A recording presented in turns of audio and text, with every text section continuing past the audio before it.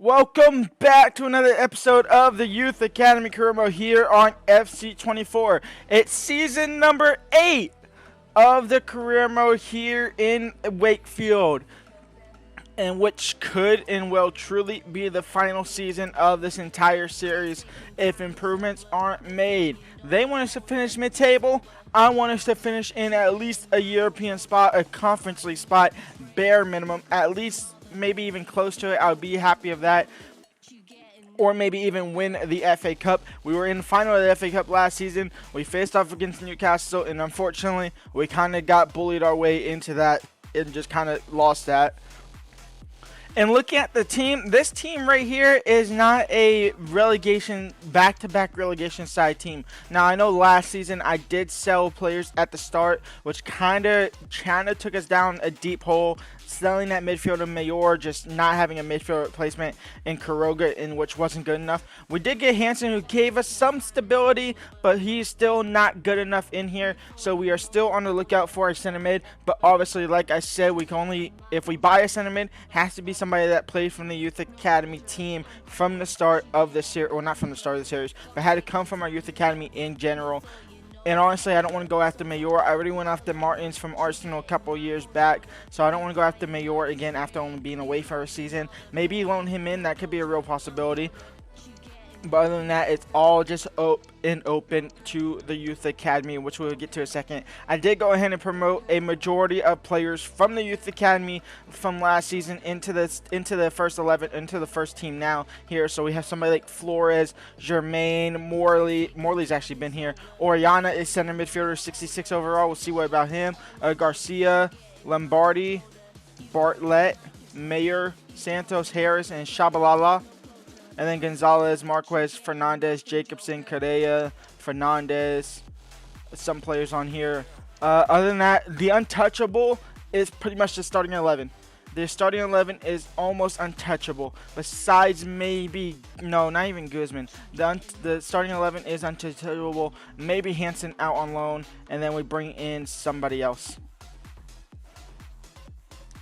And with that, the Youth Academy Scouts are out to 3 countries that are not in the game. Let's go and get back to that. Uzbekistan for 3 months, Cuba for 3 months, and then actually Turkey, who is actually in the game. So 2 that are in the game, and then Turkey, who is in the game. Shout out to my brother. He is the one that suggests that. And we have a special scout report from all 3 nations to kick this season off. Oh, that was 2.2 million. That was interesting there. Maybe we should have brought him in there. So nothing from Turkey. Over now to Cuba. Obviously, Cuba is not in the game. We are going to get absolutely nothing out of them there, though. And then Uzbekistan. We did accidentally just sign that guy. We'll go ahead and get rid of him, though, because absolutely nothing from there. Alright, and we are at the 1st of August. We are almost close to playing some football here. But before we do that, let's go and go through our loanees that we have loaned out. A majority of the players that we have just bought in from the Youth Academy, send them instantly out on loan to try and get them some game time there, where they might not get it here, at least a big majority of it. Harris, sent out on loan to Everton. Fernandez to Sheffield United. I actually like them. But we do have Joachim Meyer, who's 76 overall. He's slightly better, so we're going to do that. Lombardi's out on loan to Cremonese. Correa is out on loan to Atalanta. Morley got loaned out to Luton Town. Gonzalez got sold to Royal Antwerp. We do have another right back that is better than him. And that is pretty much all the transfer history that we have done. It's probably all the transfer stuff we will do, except for one more player. I am still trying to actually loan out Hansen, just to try to get some game time there. That might bite me in the butt, but it might not. And next up, we have the first real scout report of the season, and it's going over to Turkey once again. We got nothing in the first like kind of just set up scout report. We get nothing in there. And then out over to Cuba, and it's looking like we are going to go ahead and get nothing out of Cuba as well. And then over to Uzbekistan, it's looking like we are getting nothing out of them either. So no good players from the first scout report, from the first real scout report of the season. And here we go, first real scout report of the season.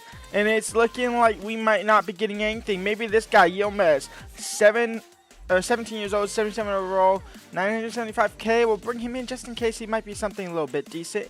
I want to bring in another like Martins type of player where his overall was absolutely awful, and then he was like a plus 22, changing over to a center mid. I kind of want to do that again this season, so I'm going to look out for somebody that might be absolutely terrible, at least in the position that the game put them in initially, and then swatch them out. Fernando Saiz, I will bring him in, but the chances are he won't ever make it. Same for Caicedo. Actually, I'm not even going to bring in Caicedo. This guy, no. For the overall to be low, the potential also has to be somewhat decent. It has to be at least over 80 to bring them in. And honestly, it has to be around like a 20 or 30 overall, maybe even 40.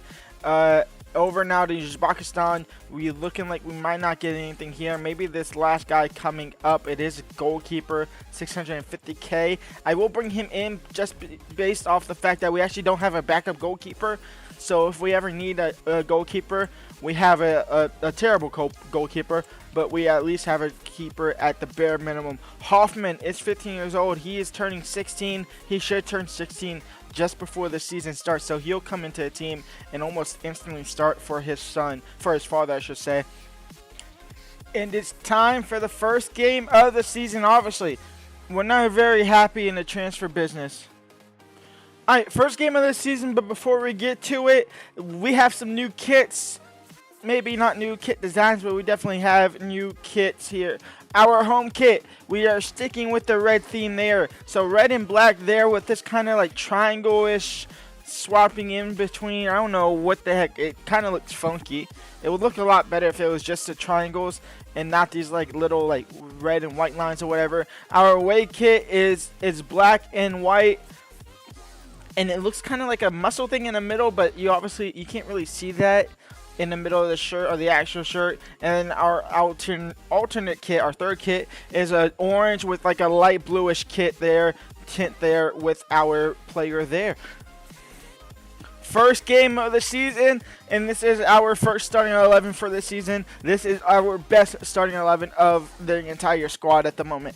Ponce at striker, Santos on the left-hand side, Richie leading the midfield there, Alves still on the right-hand side. Hoffman Jr. just turned 16 literally a couple days ago. I checked, and he actually was 16. I was just saying that just to say that, but he actually did turn 16, and he comes into, and his father starts him right away in that midfield spot alongside Martins. Our back four is unchanged. Ruiz, Guzman, Watts, Sykes, and then Yerbe in net. I keep saying it. I almost say this to myself at least every season. I know I said it to y'all at least once before, I think in the championship or something. I really want to start rotating this team a lot more. I want to start giving these players in the reserve some more game time. So somebody like Bartlett, Oriana, or Jermaine, Marquez. I've been giving Marquez game time last season. That's why Shabala is on the bench right now. Jacobson, Fernandez, Meyer. I actually want to start playing some of these guys more often. If we don't get into the if we don't get into a European competition next season, not only will the series probably end, but if it doesn't, I don't know, because the series probably will just end. So go ahead and leave a like and subscribe, and let's get the season off on a better note than the last two. Let's see if Ponce can start off as he kind of left off last season. He was tearing it up towards the end of the season there. Let's see if he can start it off that way. Alves' first season as a proper starting winger. There's a chance he might not be a starting winger. There's a chance he might not be here at the end of the episode. I do have my plans on somebody else as a ball comes into Ponce, but Ponce overran and he made no effort of getting the ball. There is somebody that is a former Wakefield player that didn't really get the shot that he probably deserved. So he might be coming back in. We'll see about that. Richie into Ponce. He's going to try and throw that into Alves. Can't really find him there. Alves got blocked off by a defender. It wasn't a bad effort. Santos now. Santos down the left-hand side. He gets past one. Can he get past two? Gusto's on his tail. He takes a touch away from the defenders. It's still with Santos. Santos with the Trivella! And Santos scores the first goal of the season for Wakefield. It's 1-0 up for the boys in orange and light blue kit. Trying to start off better. We are starting off better than we have the last two seasons. Obviously a miserable start against Newcastle last season, and an even worse start the season before that. Richie over the top for Santos. Is he going to control that? Yes, he will. The defender nearly got to it. And Santos, a Trivella from distance that time. He'll be out for another corner. Possibly last, actually will be the last chance of the first half here. Richie into Alves. Alves cross, back post cleared by Abraham. That will be halftime. We're 1-0 up here against Brentford. And honestly, we've been in control despite the scoreline being so close. Jacobson, beautiful defensive work there as a left winger. Is Jacobson still going down the left-hand side? Jacobson has to take another touch inside. It's with Jacobson still. Jacobson, can he find Ponce in the mid-box? Yes, Ponce will lay it off now for Quiroga! And that will double the lead there, and that should give us the win. It's a 2-0 lead here at Brentford, at Bramall Lane. Now into Biscoff, into Tammy Abraham, and the clean sheet's gone. It's 2-1. And Santos will come on for Ponce. Quiroga, can you win a header? It's a vital win header there. Jacobson now will lose the ball, but he also win it back into Martins. And that should be all she wrote for this game. It's into Santos. Santos, why did Meyer run that way? Meyer stay on the outside. It does not matter. It's a 2-1 win. Our first win of the season. It comes in the first game of the season. It's a hell of a better start than the last two. Quiroga scored in the last game there, so he actually goes ahead and starts over Hoffman Jr. Santos on that cam. Richie dropped to the bench. Jacobson out on the left-hand side. I would rotate this team a lot more, but it's Manchester United. And you know what? We are playing the big clubs now, so here we go. Our first Premier League game that we play against a Big Six side, and it's going to be Manchester United, who opened their season up with a win there as well. Let's see what we can do against them. Mason Mount, an earlier attack possible for Manchester United. It's Pedro Gonzalez, and maybe the team isn't ready yet to play a Big Six club. We're down 1-0 early. Anthony Openda, 2-0 for United. This could get ugly. Alves is going to whip this in the box. It'll be for Sykes. Header! And our first corner goal of the season. It comes to Sykes. With his powerful header, playstyle plus. It's 2-1. Openda to make it 3. It is 3. They redoubled the lead there. Yurtebe, that's a poor clearance over to Sykes. I want you to actually boot up the field. Watts makes up for that, but it actually falls back to Anthony, and it'll go into the back of the net, and it'll be a 4-1. And honestly, there's no coming back from that at all. So we're going to quick sim that. And we are still not ready for the Big Six yet. A 5-1 loss there. And I said I want to rotate the team, so that's exactly what we do. It's Carabao Cup action against Sheffield United. I want to win the Carabao Cup. I want to win the Carabao Cup. That's what my aim is this season. Santos, Jacobson, Meyer, Fernandez, Hoffman Jr., Quiroga, Bartlett, Shabala, Marquez Flores, and then obviously Yurbe in net. So a pretty much changed 9 players, I guess. Hoffman is technically a starting player in the first team, and Yurbe, obviously, we really can't get changes rid of him because we have no other goalkeeper. But back to Jacobson. Jacobson in towards Santos. Santos now. Santos! A goal that we definitely do not deserve, but we will definitely take. Santos from range gives Wakefield the lead against the run of play. We absolutely do not deserve this lead, but we will absolutely take it with 100%. Into Shabala. Shabala into Jacobson. Jacobson into Santos. Santos will double the lead, and Santos is on fire. It's 2-0 for Wakefield Juniors, and we might be in the next round of the Carabao Cup. Oriana into Jermaine down the right-hand side. Jermaine into Santos. No, why did not go to Meyer? Jermaine gets it back, though. That will find Meyer this time. And Meyer from outside the box. And Meyer will score from outside the box. The goalkeeper had no chance. And it's 3-0 for Wakefield. And Meyer gets his first first goal for the club. So, Beto in towards Giori. And it's 3-1. A 10-minute comeback possible? No. Martins will come on. D'Angelo. Silamane. I think it's too late for them to even try and make a comeback. They could get a second there and make this game closer. Marquez will head it down to Uribe. That will be game over. A 3-1 win. And honestly, if you watch this game, if you watch the entire game, if I put this unedited, which I know I won't, and so you probably won't miss out the entirety of their chances in that first half, you would think the scoreline would be flipped. That Sheffield United would have won this game 3-1 because we were completely dominated until we really got that first goal. The second half was a little bit lackluster, kind of on favor on our end. But other than that, it was all Sheffield United that first half. Oh, we play Liverpool next. Oh, fuck's sake. And we just changed Saiz from a center mid to a left winger. And he goes from 59 to 65 overall. So he might have a future here at... Oh, is he a left mid in well? No, he's not. Okay. So he's a 65 over left winger. So that'll be interesting to look out for. Yilmaz, I honestly don't think he has a future here. The next Big Six club, unfortunately, we played Man United, then Liverpool back-to-back to start the season. So what I thought was going to be a good start, it's turning out to possibly not be. We got smashed by Man United. We won against Sheffield United. Now time to take on Liverpool at Anfield. The starting 11 is the best it could be, with Santos actually starting instead of Ponce after his performance against Sheffield. He deserves to start, so he gets to start. Balgazzini! It's 1-0 for Liverpool already. Sykes into Martins. Martins now in towards Alves. Alves in towards Santos! Santos has some great finishing.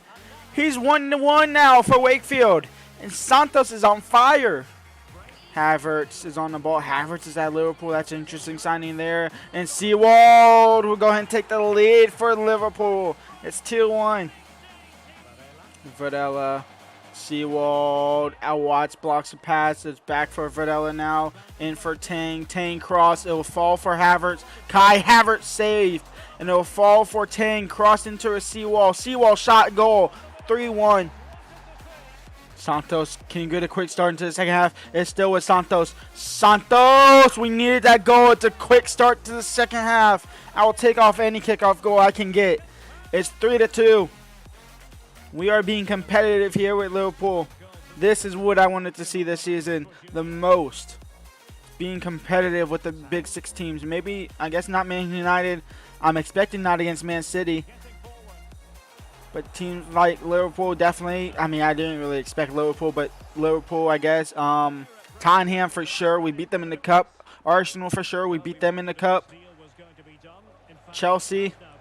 Depends on what their team is like. And Havertz is in behind. It's a good save from Uribe. Can't really care at Ruiz, but Uribe will pick up it off of the ground. Quickly out to Santos. Santos now into Hoffman Jr. Hoffman Jr. in towards Richie. Richie shut down by Okalai. Borghese Gakpo, and that's the bullet that will put us down. It's 4-2 for Liverpool. And you know what? I expected to lose it. We were competitive in it, so that's all I can take out of that is we were competitive in it, at least the bare minimum. When we come back next episode, hopefully an easy episode. Leicester, Brighton, Leeds United, and oh, we have Newcastle in the cup. Oh my lord, it's a rematch of the FA Cup final against Newcastle in the Carabao Cup. Oh, that'll be interesting. That won't be next episode. That'll be episode after that. But leave a like, subscribe, and I'll see y'all for there. Peace out.